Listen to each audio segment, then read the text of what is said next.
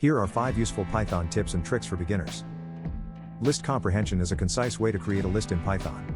It allows you to create a list by defining the list elements and the conditions under which they should be included in the list, all in one line of code. For example, instead of writing a for loop to create a list of even numbers between 0 and 10, you can use list comprehension.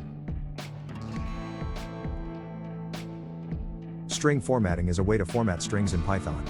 It allows you to substitute values into a string by using placeholders.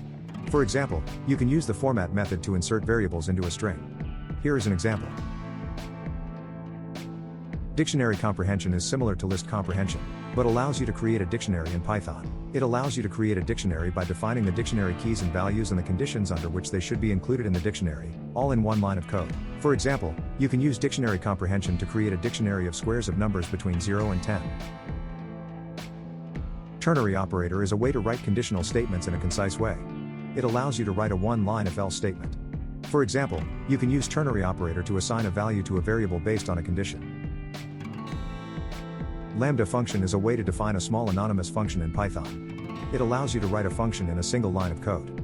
For example, you can use lambda function to define a function that squares a number.